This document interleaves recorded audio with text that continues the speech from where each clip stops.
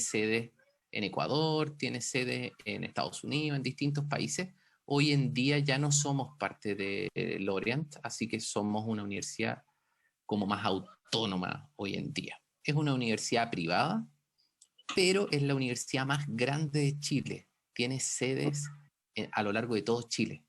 Así que tenemos una responsabilidad súper grande porque somos la universidad con más matrícula de Chile. Soy fisioterapeuta o kinesiólogo, que es lo mismo. Si se van a la página web de la WSPT, de la Confederación Mundial de Fisioterapia, van a ver que el nombre va cambiando en distintos países. En algunos países es Physical Therapy, en otros países terapeuta físico. En Chile, por cosas de la historia, somos kinesiólogos. La historia en Perú es un poquito más compleja, para otra reunión. Y en otros países como Colombia, como Ecuador, es fisioterapeuta. Pero en términos muy sencillos, somos todos fisioterapeutas. Y lo último que estoy haciendo, bueno, soy magíster en fisiopatología craneomandibular, pero lo último que estoy haciendo es mi doctorado en ciencias de la salud en la Universidad de Murcia, y la línea de investigación es dolor lumbar. ¿Sí? Bien, ese soy yo. Si me quieren mandar un mensajito por Instagram o me quieren seguir, debo ser honesto que subo pocas cosas de fisioterapia. Estoy subiendo más mis canciones, como que estoy cada día más, se ha ampliado más lo que hago en el Instagram. Pero si me mandan una pregunta o alguna cita que di y necesitan el paper, o tienen una idea de investigación y me quieren preguntar, me pueden mandar un mensaje. Me demoro un poquito, pero siempre contesto. ¿Sí? Bien, ¿cómo comienza esto? ¿Y por qué le dije a Chantal que quería hablar de dolor lumbar?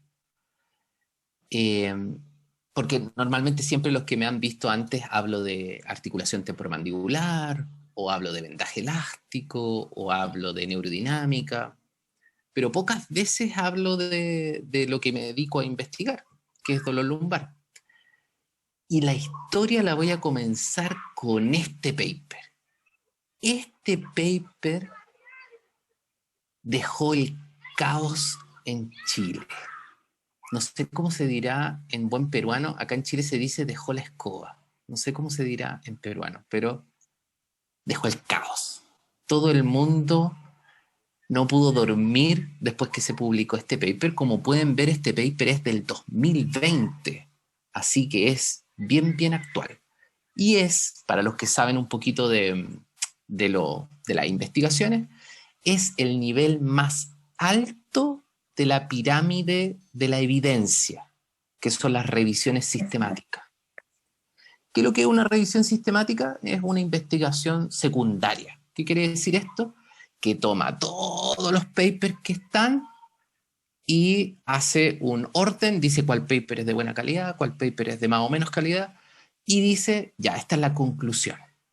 Y miren el título del paper, los que saben inglés ya lo leyeron, que dice los efectos del ejercicio como terapéutico en pacientes con dolor lumbar agudo. Una revisión sistemática. Y este paper es como si yo hoy día empezara a hablar mal de Dios, o si empezara a hablar mal, no sé, de una cosa sagrada, no sé, de la Virgen, no sé. Este paper dice una cosa terrible. Este paper dice que la evidencia del ejercicio físico en el tratamiento del dolor lumbar es muy baja. Y aquí, de inmediato, todos los que se están conectando o están conectados están diciendo, ¿y este chileno de qué estupidez está hablando? ¿O por qué este chileno viene a decir esa barbaridad? Obviamente, una revisión sistemática, aunque es lo más alto en la pirámide de la evidencia, tampoco está escrito en piedra, tampoco es el Corán ni la Biblia para que uno diga, chuta, esto es palabra de Dios. Pero lo que nos está diciendo es algo súper potente, que a veces, sobre todo los fisioterapeutas, heredamos cosas. Y lamentablemente llevamos años heredando de que el ejercicio físico es bueno para el dolor lumbar. Y yo les puedo decir que el ejercicio físico es muy bueno para un montón de cosas, pero si nos ponemos en el computador y nos sentamos y nos metemos a PubMed o a los mejores metabuscadores y vemos la evidencia que tiene el ejercicio físico en el dolor lumbar, nos vamos a dar cuenta que efectivamente la evidencia es de baja a moderada. Uno podría decir, oye, el ejercicio físico debería tener evidencia alta del tipo A en el manejo del dolor lumbar. Entonces, cuando este paper se publicó, hay unos muchachos muy jóvenes, que voy a nombrar el grupo porque si alguien los conoce, está bien que los nombre, que se llama Pain Decoded. Los pueden buscar en Instagram y los pueden buscar en Facebook. Y son unos muchachos muy jóvenes, recién titulados, que lo que hacen es, en Chile se dice, desordenar el gallinero. O sea, lo que hacen es desordenar lo que los fisioterapeutas más antiguos creemos a ciencia cierta. Y cuando subieron esta revisión sistemática, todo el mundo rompió vestiduras y todo el mundo dijo, estos muchachos jóvenes están locos porque el ejercicio físico sí hace bien para el dolor de espalda, porque mi profe lo dijo, el profe de mi profe lo dijo, el profe. Entonces, hoy día yo los voy a invitar, primero a que después cuando vengan las preguntas me destrocen y que podamos conversar y también rasgar vestiduras y ir desmitificando algunas cosas que creemos del dolor lumbar y que en realidad no tienen mucha evidencia. Entonces, avancemos. ¿Cuánto sabemos del dolor lumbar? ¿Cuánto de lo que sabemos es heredado? ¿Y cuál es la evidencia actual? Ojo, que la medicina basada en la evidencia es un modelo que, a mi punto de vista, ha fracasado. Uno no atiende a una persona con el paper en la mano. Yo creo que el modelo que tiene que instaurarse es el modelo biopsicosocial. Pero tampoco podemos atender y hacer clínica o decir que estamos haciendo ciencia si efectivamente lo que hacemos no tiene evidencia. O sea, ¿qué quiero decir con esto? Como decía mi santa madre, ni frío que te congeles, ni caliente que te quemes. ¿Qué quiere decir esto? No puedo ser completamente empírico y decir, porque me sirvió con un paciente, lo voy a hacer 1000 veces, ni tampoco puedo ser ultramente apegado al paper, porque las personas no son investigaciones, las personas son personas. ¿Sí? Entonces, ni me caso con la medicina basada en la evidencia, ni me caso con lo empírico. Quiero estar al medio, quiero ser un clínico informado. Bien, entonces vamos con algunos mitos y realidades del dolor lumbar en específico. Primera cosa, ¿es la primera causa de ausentismo laboral? Sí.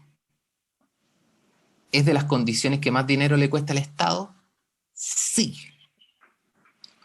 Miren lo que voy a decir. Hoy día, con el COVID, sigue siendo el dolor lumbar el que más dinero le cuesta al Estado. ¿Por qué? Porque con el COVID, el 1% de nosotros que se contagie de COVID va a terminar en una unidad de cuidado intensivo. Pero dolor lumbar le va a dar a todo el mundo. Seas deportista o seas sedentario, la epidemiología nos dice que 2 episodios de dolor lumbar vas a tener en tu vida. Es cosa que yo haga un experimento súper sencillo y les pregunte a ustedes, los 47 que estamos acá, si alguno de ustedes le ha dado un dolor lumbar. Y les aseguro que el 100% va a decir que le ha dado por lo menos una crisis de dolor lumbar. ¿Sí? Así que eso es, más que ciencia, eso es dato epidemiológico duro. ¿Sí? ¿Por qué le cuesta tanto al Estado? Porque en Chile se le conoce como licencia médica, no sé cómo se le llamará en Perú, se le llamará reposo médico, que es También, cuando... Descanso médico. Descanso médico. Descanso médico, que es cuando, porque te duele mucho o porque estás enfermo o por lo que sea, te pagan los días que no fuiste a trabajar, porque no fuiste a trabajar no porque no querías, sino porque estabas enfermo. ¿Sí? Esos días que no vas a trabajar por dolor lumbar le cuestan mucho al Estado, mucho dinero. ¿Sí? El dolor lumbar, y esto es súper duro de reconocerlo, no es grave, es autorresolutivo.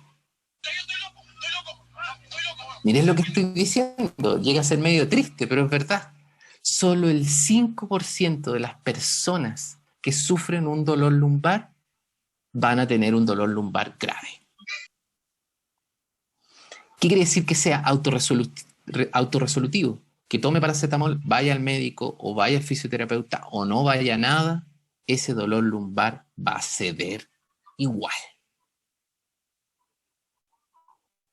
Obviamente lo que hace el fisioterapeuta, lo que hace el médico va más allá de la sintomatología. Lo que nosotros hacemos es educar, un sinfín de otras cosas que son mucho más importantes que solamente quitar el dolor de espalda. ¿Sí? Bien. Segundo dato súper potente. La edad no es causa de dolor lumbar. Esto es súper potente. La epidemiología nos dice que a mayor edad tiene menos probabilidades de tener una crisis de dolor lumbar. Y ustedes me van a decir, pero ¿cómo, Ignacio? ¿Estás loco? Si hay más artrosis, hay más degeneración, los discos están más disminuidos, hay sarcopenia, hay un sinfín de cosas. Sí, pero también no existe el estrés laboral, estamos en otra etapa de la vida, no hay crianza de niños. Por ende, epidemiológicamente, estadísticamente, un adulto mayor visita menos al médico por dolor lumbar. Y esto se lo explico con un chiste. Va un adulto mayor al traumatólogo, al ortopedista, al traumatólogo, y le dice, me duele la rodilla. Y el traumatólogo lo ve, como tenía más de 65 años, para sacarse un poquito al paciente de encima, le dice, ¿sabes qué? Te duele la rodilla por los años que tienes. Y el paciente le dice, sí, pero la otra rodilla tiene la misma edad y no me duele. ¿Qué quiere decir esto? De que nosotros, los clínicos, tenemos la mala costumbre de echarle la culpa a la... Por ende, ¿por qué si tiene dos rodillas de la misma, duele la rodilla de le duele la rodilla? Entonces simplificamos las cosas. Le duele por la edad, le duele porque usted es viejo. ¿Sí? No existe una correlación entre dolor lumbar y edad. Tan así que la epidemiología nos dice que un adulto mayor visita menos al ortopedista, al traumatólogo, por dolor de espalda. Ojo, estoy hablando de dolor lumbar inespecífico. No estoy hablando de una hernia, ni estoy hablando de un dolor crónico. ¿Sí? Bien, yo sé que ya en estas 4 diapositivas que llevo, ya mucha gente está odiándome. Pero es verdad, ya vamos a discutir y ya vamos a conversar un poco. Resonancias magnéticas, imagenología. Yo creo que esta fue la parte que a mí más me dolió. Siempre que nos visitaba un paciente y lo tratábamos 10 sesiones y le seguía el dolor, siempre teníamos la muletilla de decir, ¿sabe qué? Yo creo que va a tener que tomarse una resonancia magnética. Como si la resonancia magnética fuera una especie de salvavidas, como una especie de, bueno, sí, la resonancia magnética me va a decir por qué le duele al paciente. Y en realidad existe un sinfín de estudios desde el 1000 en adelante que cada vez desacreditan más la relación entre una resonancia magnética y el dolor lumbar. Este es solamente un estudio donde nos dice de que no toda hernia lumbar causa lumbalgia. Y esto parece casi como si yo les estuviera mostrando la Biblia satánica, no sé, es como terrible, es como si yo dijera subir para arriba y bajar para abajo. Pero es verdad, no toda hernia produce dolor de espalda. ¿Cómo podemos entender esto? Hay un estudio muy bonito que hicieron unos alemanes, donde los alemanes pusieron en un periódico, en un diario, se necesita gente que nunca le haya dolido el cuello. Nunca. Llegaron más de 2.000 personas entre 25 y 50 años que nunca les había dolido el cuello. Esa era la característica, que no tuvieran ni un accidente, ni whiplash, ni nada, ni un esguince cervical, que no les doliera el cuello. Y les tomaron resonancia magnética a estas 2.000 personas. Y adivinen qué, el 84% de estas personas tenía hernia del núcleo pulposo. La pregunta es, y te la hago un poquito a ti, Chantal, de manera retórica, ¿cuál es la explicación? Tenemos 2.000 personas que nunca les ha dolido el cuello y la resonancia magnética dice que tiene una hernia del núcleo pulposo. Y bueno, yo soy parte de ese grupo porque yo me enteré que tenía hernia lumbar y cervical porque, bueno, por un tema del hombro me hicieron todo el examen y ahí es que me enteré de ciertas cosas, pero es que a mí el cuello jamás me dolió, por ejemplo. Entonces, lo que nosotros creemos hoy en día es que tener una hernia es un hallazgo anatómico. O sea, ¿qué quiere decir esto? Que tener una hernia es como tener el pelo de color negro, o tener los ojos café, o tener una costilla flotante de más, o tener texocardia, el corazón mirando hacia el otro lado, o tener, no sé, la piel oscura, o ser blanco, o ser caucásico, o tener las uñas largas. Es solamente un hallazgo anatómico. Y esto es brutal, porque si estuviera un cirujano ahora dentro de los 40 y tantos que somos, 52, vamos subiendo, me diría, no, pero Ignacio, lo que estás diciendo es aberrante. Hay un estudio más complejo aún. Hay un estudio que dice que una persona se tomó 6 resonancias magnéticas en 6 resonadores distintos y tuvo 6 diagnósticos distintos.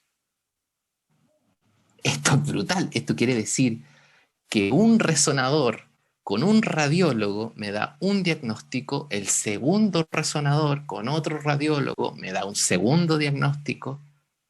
O sea, quiere decir que la resonancia magnética es extremadamente operador dependiente.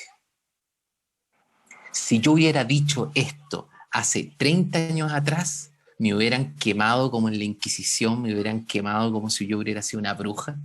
¿Por qué? Porque hace 30 años atrás la resonancia magnética era como el Espíritu Santo, era como la Santísima Trinidad. Jamás alguien podía dudar de la veracidad de la resonancia magnética.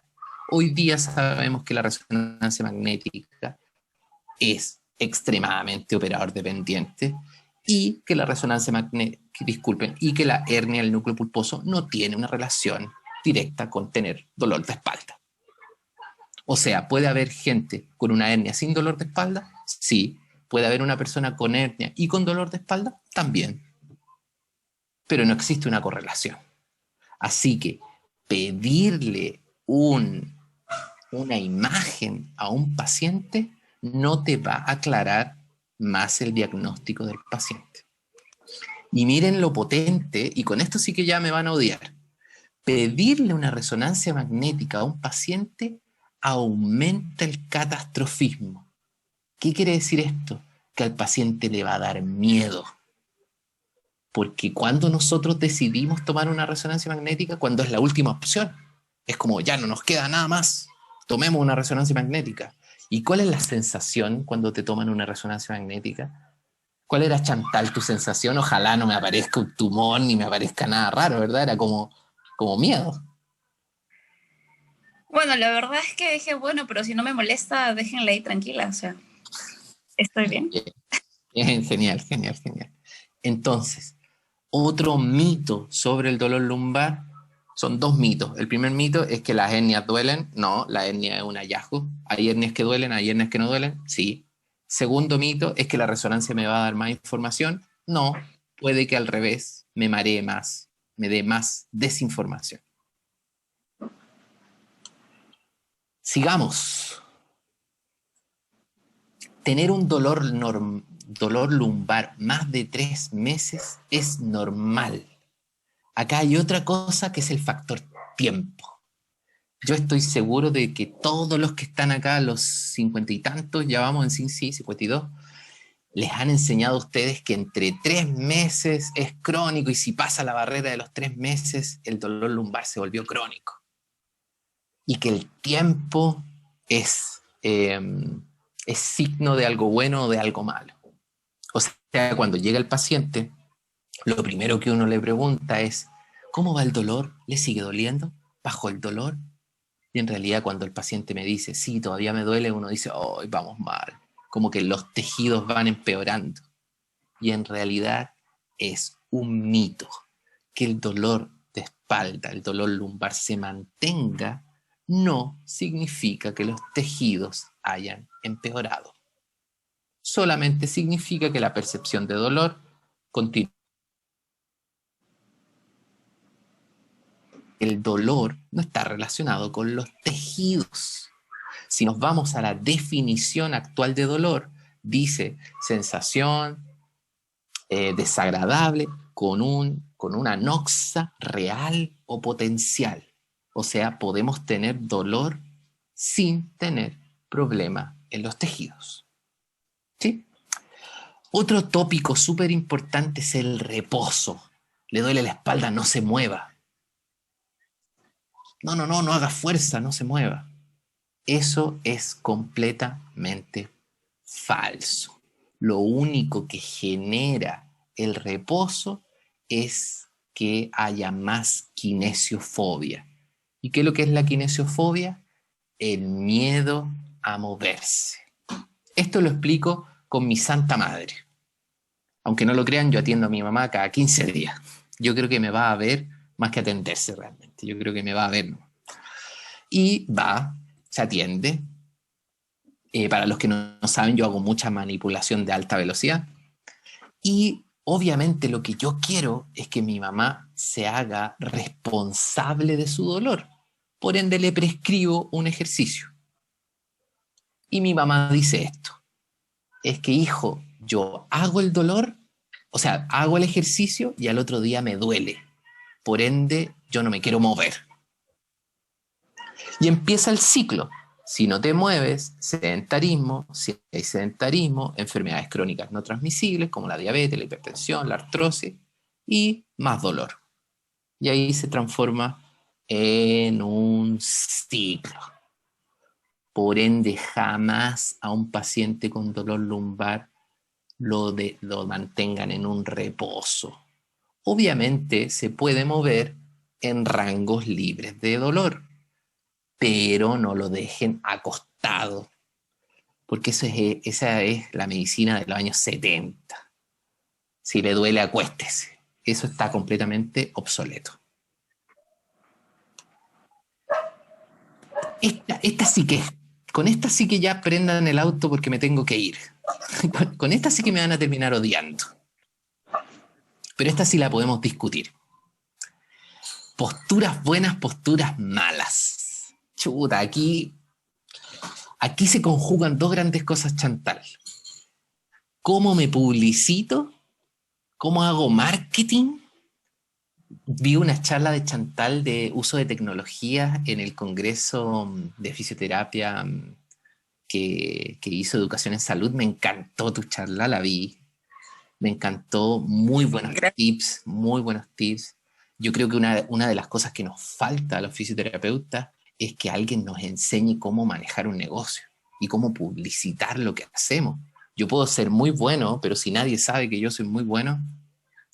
Entonces vi la charla y aquí, ¿por qué hablo de ese tema? Porque uno de los grandes cosas que hacemos, y me incluyo porque yo también lo hago, es estas típicas imágenes. No sé si todos están viendo las imágenes. Estas imágenes de siéntese bien, siéntese mal, así hay que sentarse, no sentarse así. ¿Y cuán cierto es esto?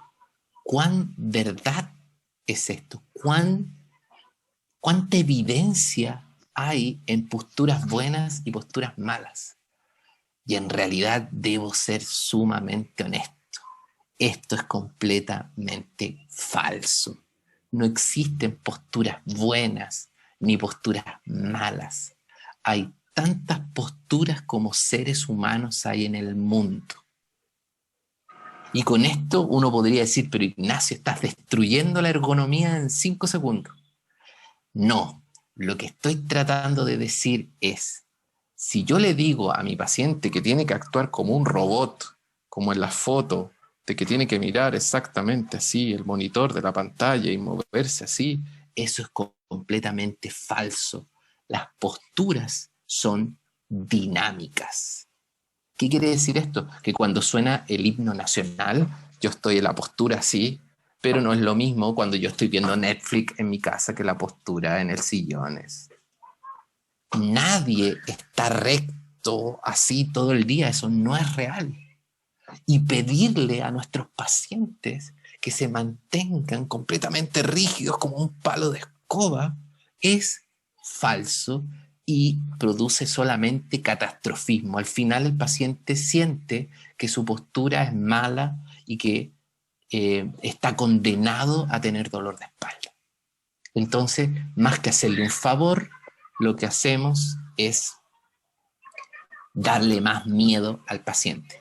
Obviamente, cuando uno hace sus publicidades en Instagram o en Facebook, uno tiende a ocupar estas fotos, sí, todos lo hacemos, yo también lo hago. Y en realidad tenemos que ir pensando en que tenemos que cambiar esto, que es como un mal hábito, es como comerse las uñas, tenemos que cambiarlo. Yo creo que tenemos que, más que vender con miedo, tenemos que vender con esperanza. O sea, en vez de decir, sabe que esta postura está mala, uno tiene que decir, ¿y cuántas veces se mueve en el día? ¿Y hace ejercicio? ¿Y hace pausas saludables? Pero más que vender esto de que somos robots, que nos tenemos que mover así súper rectos, porque no existe evidencia. ¿Sí? Es un súper tema. Lo podríamos hablar en otras ocasiones porque hay mucha gente que divide la terapia manual y la fisioterapia en dos grandes bandos. El mecanicismo y la neurociencia. El mecanicismo son los que dicen que creen en el cuello de texto, en la gente que adelanta mucho la cabeza y que en realidad el cuerpo tiene que estar en una posición. Y por otro lado, la neurociencia nos dice el ser humano se adapta a lo que sea. Hoy día es el celular, antes fue el Nintendo, antes fue leer el periódico. El ser humano siempre se ha adaptado y esto de las posturas viciosas es solamente un invento para tener más pacientes. ¿Dónde estoy yo en estas dos posturas? Yo me siento un poquito ahí al medio. Tengo que saber de las dos cosas. Ya cuando vengan las preguntas vamos a discutir de este tema. ¿Sí? Otra cosa que se ha desmitificado el uso de los, ¿cómo se llama, Chantal, en Perú? De los tacos altos, de los tacones que ocupan las mujeres. ¿Se llaman Si son así? como grandes, anchos todos, son plataformas, le decimos, pero si no, ¿No? tacones. Tacones. Yo era de los que les decía a mis pacientes no debe ocupar tacones porque en la revisión sistemática demuestra que no existe una relación entre el uso de tacones y dolor lumbar. No existe. No hay ni un estudio, ni un ensayo clínico que demuestre que exista una relación. Así que, en honor a la evidencia, si yo tuviera que explicarle a mis alumnos en la cátedra, no lo podría dar como una realidad, porque no existe ningún paper que respalde lo que estoy diciendo. Si alguien empíricamente me dice, Ignacio, ¿sabes qué? Yo atendí a una señora que siempre ocupaba tacones y le duele la espalda, eso es empírico, ese es un caso. Pero si nos vamos a la evidencia dura, no existe la relación entre el uso de tacones y dolor de espalda. Después de que uno termina esta revisión sistemática, uno dice, bueno, no quedó títere con cabeza, no dejé nada, nada de las cosas que creíamos ciertas, pero después voy a construir. El core. Acá los que les gusta el Pilates me van a odiar. Siempre nos han enseñado que hay que activar el core. Todos saben del core. Los argentinos le dicen core, porque ustedes saben que ellos, las palabras en inglés, por todo el tema de la guerra de las Malvinas, ellos no las pronuncian como se debería pronunciar, sino las latinizan o sudamericanizan. Por ende, ellos no dicen core, ellos dicen core. Pero estuvo muy de moda en los años 90, y hasta yo lo enseñé 1000 veces, de que el core había que activarlo para que no te doliera la espalda. Y el core era esto del piso pélvico, el transverso del abdomen, el diafragma y los paravertebrales. Y en realidad la evidencia nos dice que más que activarlo, habría que relajarlo. Porque en los pacientes con dolor lumbar existe una hiperactividad de, por dar un ejemplo, el psoas ilíaco. Y que todos los ejercicios para activar el core, comparados con ejercicios generales, no tienen diferencia. O sea, entre bailar una canción de reggaetón que te guste o hacer un ejercicio específico del core, no existe diferencia. Lo siento, la gente que le gusta el core me va a odiar, pero solamente estoy diciendo lo que dice la revisión sistemática. Sigamos. Peso muerto. El famoso peso muerto. Todo el mundo dice, no se le vaya a ocurrir hacer peso muerto si está con dolor lumbar. Porque si usted hace peso muerto con dolor lumbar, le va a provocar más dolor lumbar. Yo he escuchado a muchos kinesiólogos, muchos fisioterapeutas decir, el problema del CrossFit y el problema del gimnasio es que no hacen bien el ejercicio y por hacer peso muerto les duele la espalda. Bueno, ¿qué es lo que dice la evidencia del peso muerto? La evidencia dice que el peso muerto no tiene ninguna relación con el dolor lumbar, porque la columna vertebral no es una entidad frágil. La columna vertebral no es algo que podamos dañar con un peso muerto. La columna vertebral tiene daño con vibraciones en el tiempo.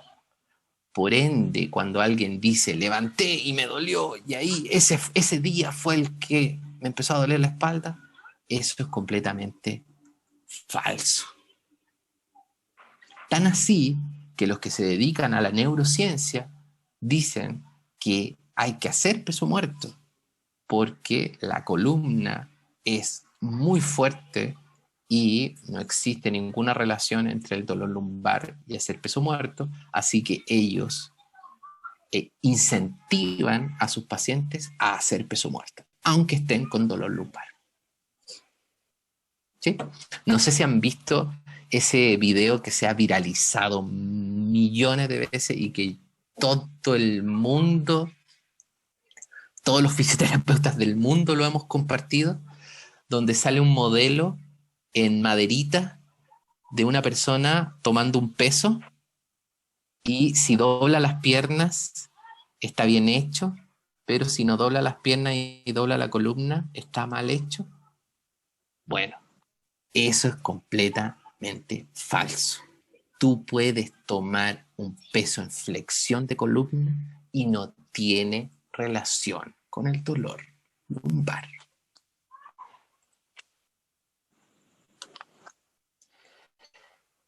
Bueno, entonces, Ignacio, has destruido todo lo que nos han enseñado. Entonces, ¿por qué me duele la espalda? Hoy día se sabe que la mayor etiología del dolor lumbar es el estrés. Pero no el estrés como algo casi dicho como coloquialmente, no como algo como cuando uno llega del trabajo y dice, oh, estoy estresado, sino el estrés como una condición, como la secreción de catecolaminas, como la actividad del sistema simpático. Por ende, la mayor cantidad de terapéutica que tiene que haber en el dolor lumbar son de origen más de educación. La neurociencia hoy día nos incentiva a que nuestro tratamiento en el dolor lumbar sea mucho más de hand-off que de hand-on. No sé si lo explico, si quieres lo explico. Esta gran división entre el hand-on y el hand-off. El hand-on son todas las cosas que nosotros hacemos con nuestras manos como fisioterapeutas. Llámese terapia manual ortopédica, llámese vendaje elástico, llámese punción seca, llámese ultrasonido, llámese compreso húmedo caliente. Todo lo que hagamos con las manos se llama hand-on. Y todo lo que no hacemos con nuestras manos es hand-off. ¿Cuál sería el hand-off más importante? La prescripción de la actividad física. El hand-off más importante sería la educación. Entonces la neurociencia nos dice que debemos empoderar a nuestro paciente y debemos de dejar de que sea alguien pasivo en el tratamiento y tenemos que empezar a darle un protagonismo a nuestro paciente. O sea, menos TENS, menos compresa y más educación en el dolor y más prescripción en el ejercicio.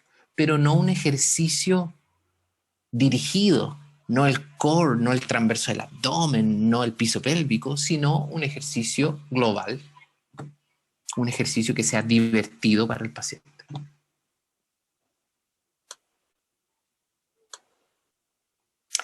¿Qué dicen de los tratamientos invasivos, de la cirugía, del corticoide, de las infiltraciones? Hoy día se ha demostrado que nada versus paracetamol tiene el mismo efecto. Nada versus una cirugía puede tener hasta los mismos efectos. Hoy día se sabe que las infiltraciones de corticoide lo único que provocan es que instauran el dolor. No tienen buena evidencia. Por ende, no tiene que ser nuestro último escalón o nuestra salvación la infiltración con corticoide o la cirugía. Hoy día se sabe que no tienen buena evidencia en el dolor lumbar inespecífico. Bien, me quedan unos minutitos. Es complejo mostrarles esta revisión sistemática y mostrarles todo lo que no es. Tengo que después dejarles algo de qué es, qué sirve, qué tenemos que hacer con nuestros pacientes con dolor lumbar. Lo primero que tenemos que hacer es girar nuestra visión mecanicista hacia una visión biopsicosocial. Y no solamente de la boca para afuera, no solamente este cliché del biopsicosocial, sino que tenemos que pensar ¿Cuántas herramientas biopsicosociales tenemos como fisioterapeuta y le entregamos a nuestros pacientes?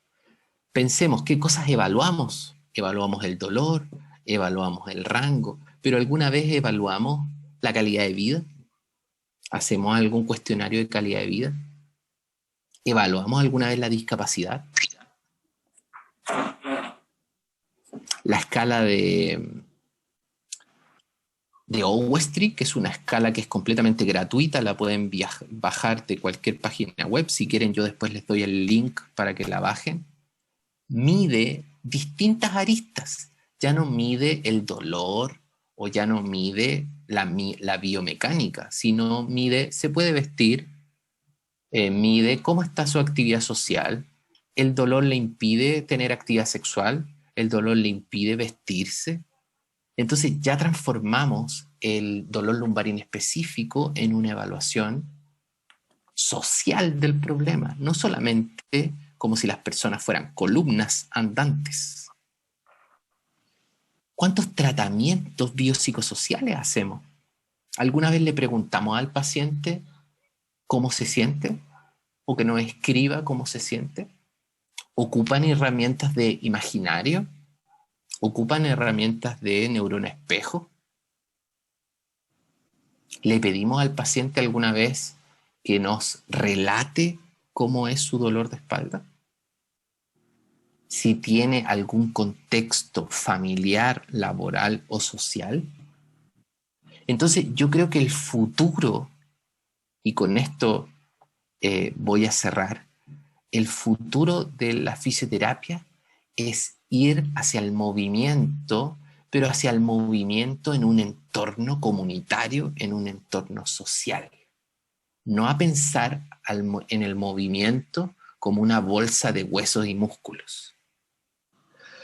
Obviamente yo soy consciente de que existen modas y de que hoy día la neurociencia es una gran moda, sin ser peyorativo con la palabra moda.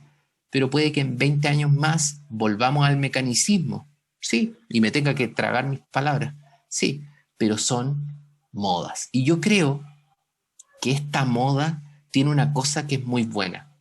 Esta moda nos refleja hoy día o nos enseña hoy día que no tratamos columnas, ni rodillas, ni cuellos, tratamos personas y lo complejo que son las personas. ¿Sí? Muchas gracias, me siento sumamente honrado. De verdad que me da pudor estar en los viernes científicos. Encuentro que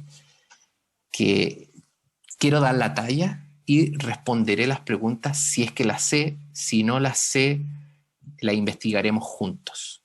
Muchas gracias. Gracias, Ignacio. Ha estado muy interesante. Mira, hemos empezado siendo unas 20 y tantas personas y ahora estamos 56 personas.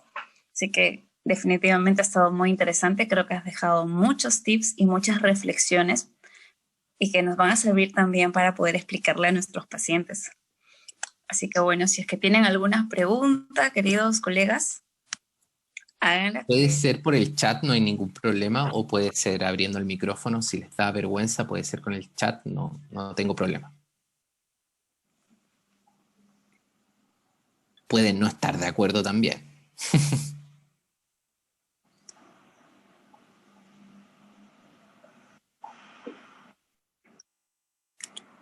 Un poco tímidos a veces.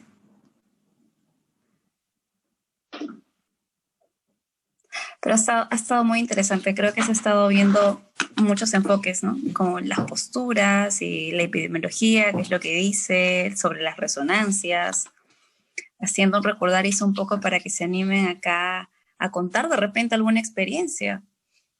No sé si en Perú ha sido tan fuerte esta corriente de la medicina basada en la evidencia. Acá en Chile ha sido fuertísimo, se han peleado amigos a muerte.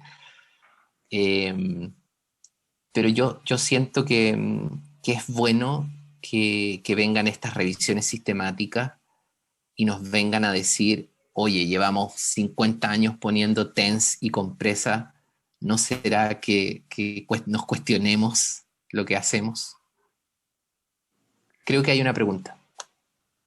Creo. A ver, te la leo, dice acá. Rosa Chávez ha preguntado, ¿algún tip para concientizar al paciente, ya que, ya que aquí en Perú tienden a hacer caso a los doctores y algunos de ellos, sobre todo los fisiatras, los infiltran y ellos nos llegan teniendo ya una infiltración? Yo te voy Bien, leyendo y así te ayudo. bien. ¿Era Rosa? ¿Sí Sí, o no? Rosa. Rosa, Rosa ya. Chávez. Eh, bueno, súper buena pregunta, súper buena pregunta. Nunca creo que es una mala estrategia hacer esto de como enemigos de los fisiatras o enemigos de los médicos. No es una mala estrategia. Hay dos formas de vender en salud. La forma que todos conocemos es, si usted no se infiltra, no va a poder caminar. Esa es la clásica que todos conocemos. Eh, Vacúnese, porque si no se va a morir. Esa es lo que yo llamo vender con terror. Pero existe una otra que es vender con salud, que es vender con el lado positivo. Si usted me da la oportunidad a mí de un mes de que no se infiltre, puedo yo cambiar sus hábitos, cambiar su estilo de vida y puede que el dolor no baje tanto, pero sí su vida va a cambiar. Yo por lo menos lo que hago con mis pacientes es decirle, deme 2 meses y le prometo que no va a haber cirugía y le prometo que va a haber un cambio. Muchas veces llegan los 2 meses y el dolor no ha bajado así increíble, ni se siente completamente sana, pero sí me dice, ¿sabe qué? Como mejor, ahora hago actividad física, soy consciente de mi dolor y he cambiado y no me quiero operar porque creo que no viene al caso y después el paciente conoce mejor su patología que nosotros. Espero haberte respondido, Rosas. Por lo menos esa es mi estrategia. Ya, bien. Ahora, Luz Cecilia pregunta, entonces, ¿qué recomiendas? ¿Cómo debería ser un tratamiento para el dolor lumbar? Buenísimo. Yo lo que hago cuando llega el paciente es de inmediato quitarle al dolor el rol principal. Lo primero que le digo a mi paciente en la primera sesión es que lo educo. Y le digo que nadie ha muerto de dolor de espalda. Nadie. No existe en el mundo un caso de reporte en ninguna revista científica de alguien que ha muerto de dolor lumbar. Segundo, le explico que el dolor es completamente normal. Es como una alarma para el incendio. En una casa, cuando se siente humo, suena la alarma contra incendio. Eso es el dolor. El problema es cuando esa alarma suena sin que haya humo. Y le explico, aunque ustedes no lo crean, le explico que el dolor está dado por neurotransmisores, que sucede en el cerebro. Y adivinen lo que sucede. Desatanizo el dolor. No sé si ustedes han tenido alguna vez un dolor de estómago, de panza muy fuerte. Lo primero que a uno se le viene con dolores muy fuertes es lo que se conoce como catastrofismo. Me voy a morir del dolor.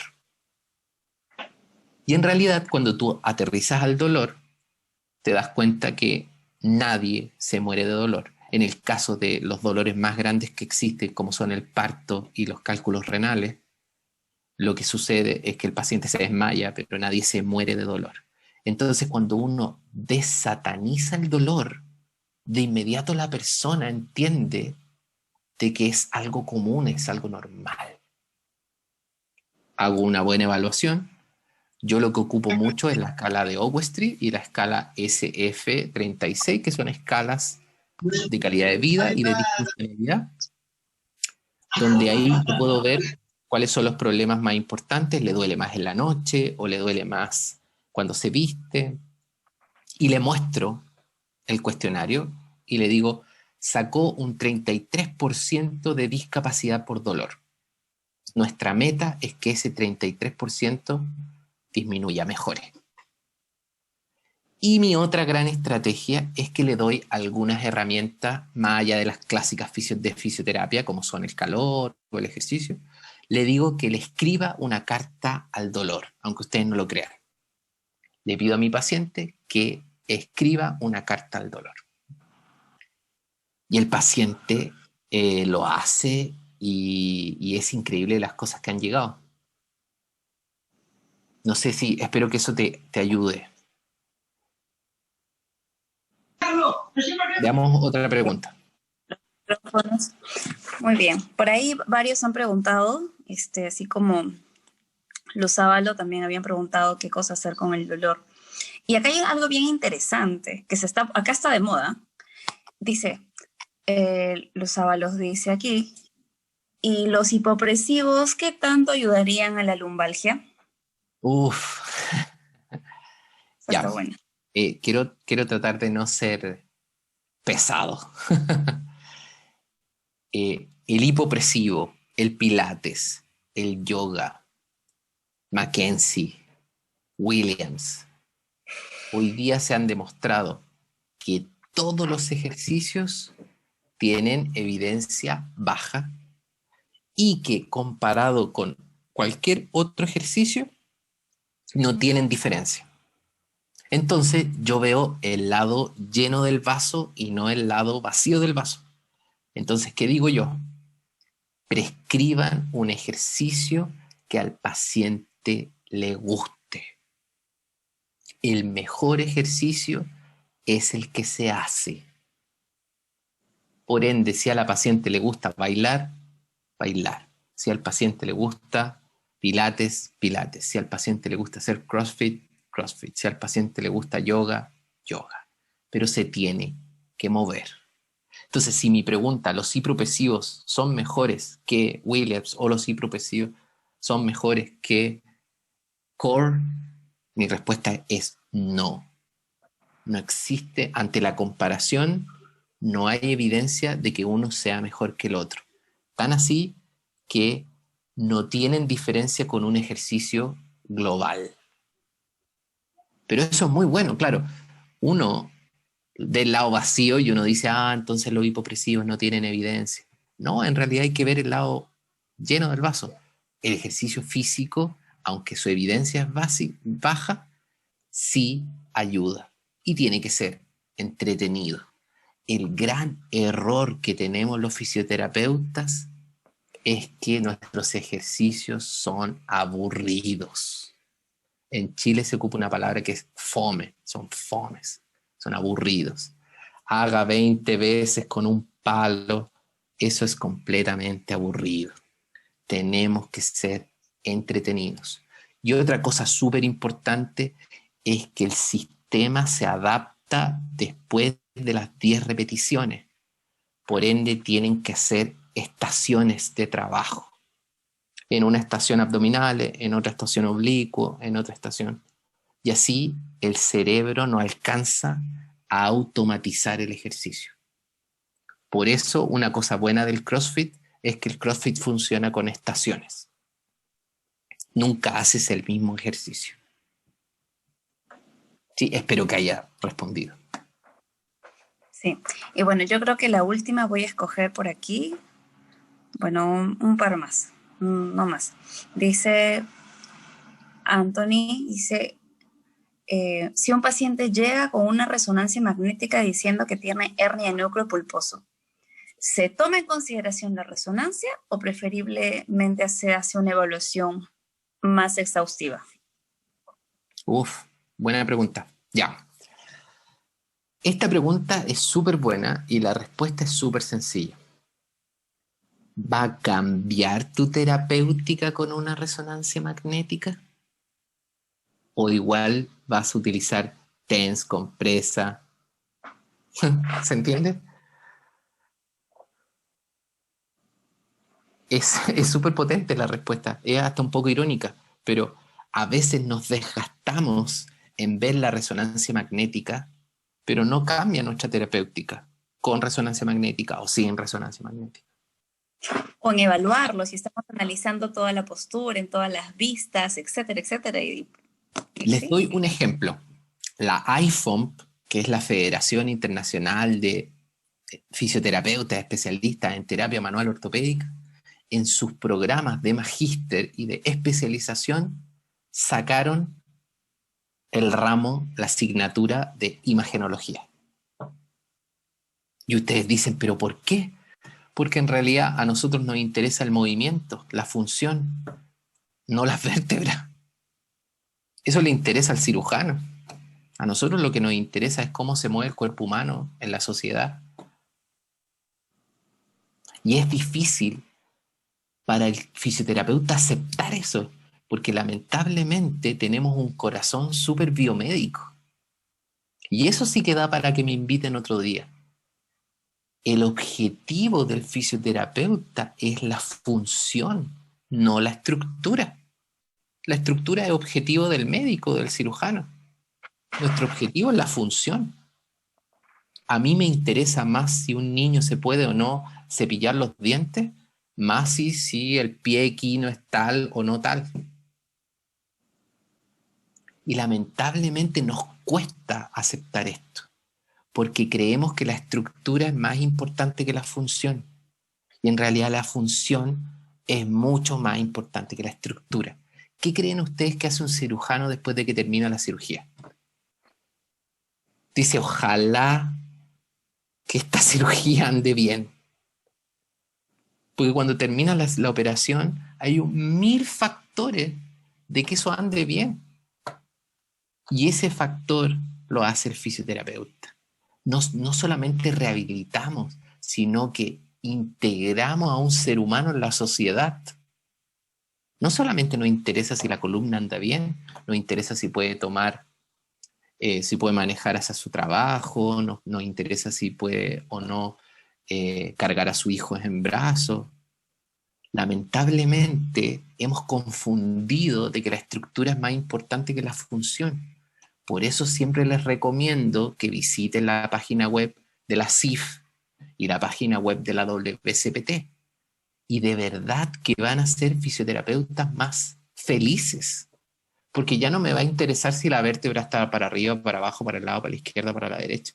Me va a interesar si el paciente se puede poner sus zapatos.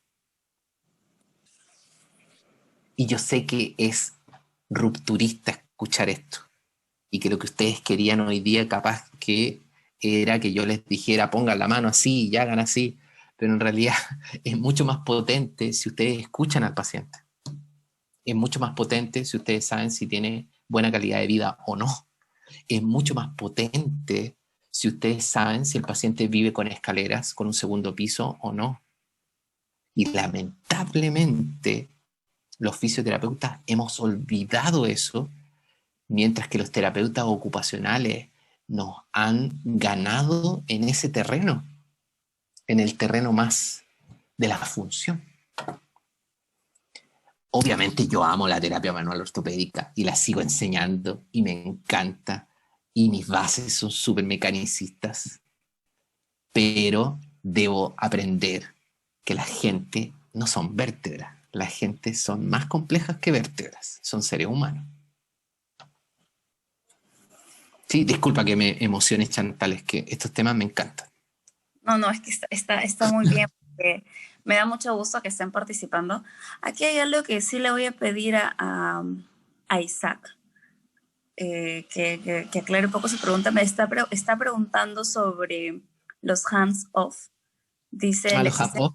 la existencia de indicadores clínicos que nos dé una premisa sobre con qué usuarios hemos de hacer uso o van a responder en base al hands-off.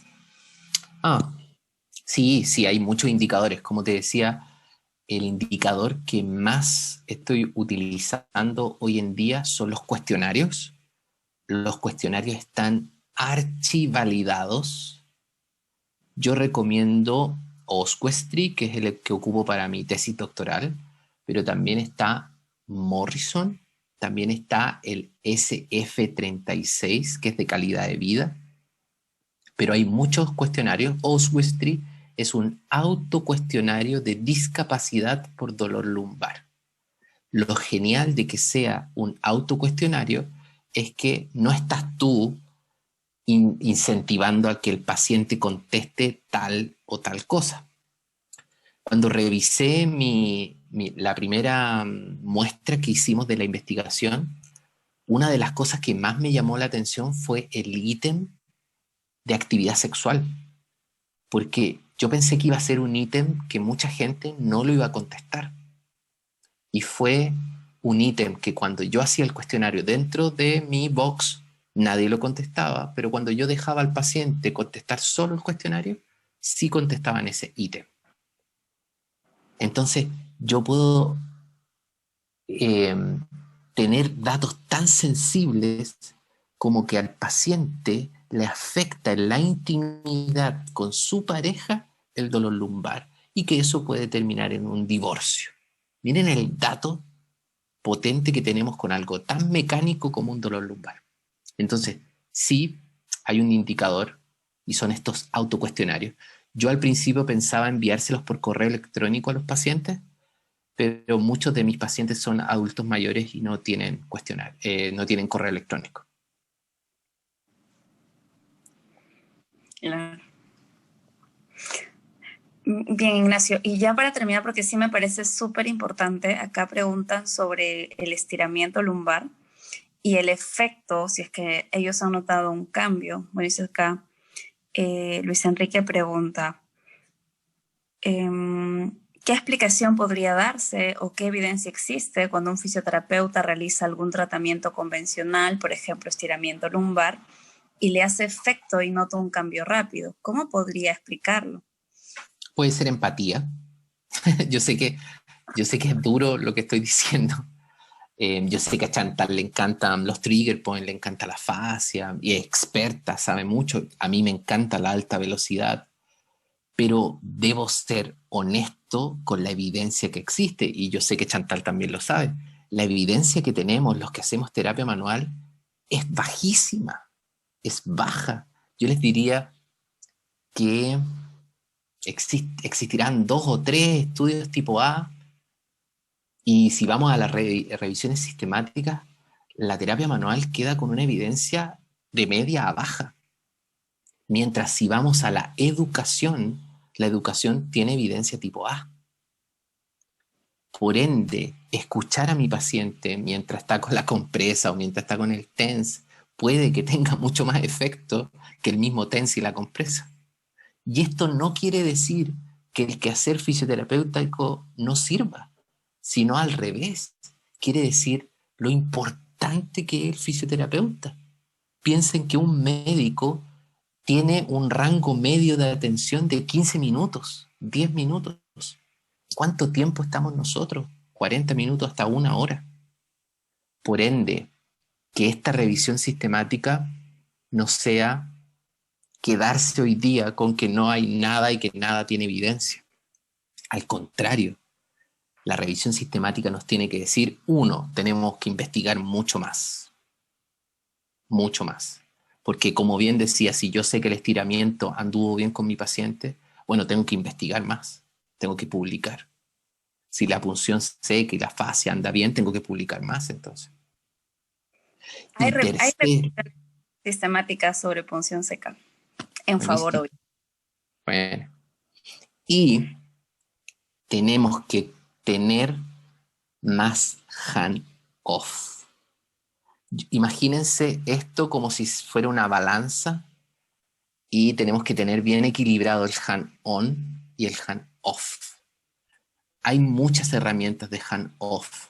Le pueden pedir al paciente que le escriba una carta a su dolor de espalda. Le pueden hacer técnicas de imaginario, pedirle al paciente que se imagine que se está moviendo, que se imagine que se mueve sin molestias en su espalda. Le pueden pedir al paciente que en un cuaderno anote cada vez que se exacerban los dolores de espalda, y así ustedes pueden ver que si pelea con el hijo se exacerba el dolor de espalda, o si llegó tal o cual familiar, o si le duele más la espalda en el trabajo que en la casa. Entonces, tenemos que tener un equilibrio, porque si no, si somos solo hand-on, nos transformamos en paracetamol. El paciente va, me pone la compresa, se me quita el dolor, vuelve a ir, me pone la compresa, y no empodero a mi paciente. El paciente tiene que ser parte del equipo y no un ente pasivo en el equipo. Y créanme que en términos de negocio, en términos de venta, les va a ir mucho mejor. Porque un paciente empoderado transmite el mensaje de que su terapeuta es bueno y no que solamente le quita el dolor. Bien. Yo creo que hemos respondido todas las preguntas. Luz Claritas, sí habían respondido tu pregunta, pero ella recalca si sin miedo podría aplicar peso muerto con sus pacientes que tienen problemas lumbares. Sí, claro, sin ningún temor. La espalda y la columna vertebral no se la imaginen como algo frágil, imagínenselo como algo muy, muy resistente y nunca subestimen a sus pacientes, ni aunque sean adultos mayores, nunca subestimen a sus pacientes. Pero ojo, que si yo le voy a pedir algo a mi paciente, yo debo hacerlo. A mí me cambió mucho la percepción cuando empecé a entrenar. Yo, donde trabajo, tengo un gimnasio muy cerca. Bueno, no entreno hace casi un año por todo esto de la pandemia y todo, pero es sumamente distinto cuando uno empieza a entrenarse y te empiezas a dar cuenta de cómo cambia tu alimentación, tu día a día, tu energía. Y te das cuenta que la única forma de yo transmitirle eso a mi paciente es haciéndolo. ¿Sí? Eh, Esto da para mucho y vuelvo a decir, también esto tiene mucho de moda también y creo que también lo he conversado con Chantal muchas veces. Puede que en 20 años más haya otra tendencia y no sea esta tendencia, pero hoy día lo que prima es la fisioterapia basada en la evidencia. Les doy un ejemplo y con esto sí que cierro 5 segundos. Hoy día con la vacuna en Chile empezó esta semana el proceso de vacunación y hay gente que dice que la vacuna tiene un chip, que la vacuna te va a cambiar el ADN, que la vacuna tiene que ver con el 5G, que la vacuna... Entonces, ¿cómo puede ser que los mitos urbanos, que el folclore, pesen más que la ciencia? Y eso tiene que ver y es culpa de nosotros. Somos nosotros los que no estamos dando bien, un buen mensaje. No estamos educando a nuestros pacientes. ¿Cuántos pacientes de ustedes no llegan con un hilo rojo para que no les duela la espalda? ¿O cuántos de ustedes no les sacan no sé, una cosa que le hacen a los bebés? ¿Cuántos de ustedes no van, de sus pacientes no van al huesero? Y eso no es culpa de sus pacientes, es culpa de nosotros que no estamos educando a nuestros pacientes. Somos nosotros los que no estamos llevando el mensaje. Entonces, si hacemos cosas sin evidencia, cuando alguien me pregunta, ¿y por qué me pone calor o por qué me hace esto? Y no tengo una respuesta, lo único que voy a generar es esa desinformación. Vuelvo a dar las gracias, me encanta este tema. Chantal es mi amiga, la conozco hace mucho tiempo. Yo les diría que casi conocí a Perú gracias a Chantal. Eh, y nada, espero que estén todos bien en sus casas con esta pandemia y muchos cariños desde Chile. Muchas gracias, Ignacio. Saludos a tu esposa, a tus hijitos. Y gracias a todas las personas que han estado aquí conectadas. Y recuerden que nos vemos los viernes y separen este espacio para estar siempre informados y de alguna manera compartir entre fisioterapeutas. Buenas noches. A nombre de Aspeficio, Ignacio, muchas gracias. Adiós.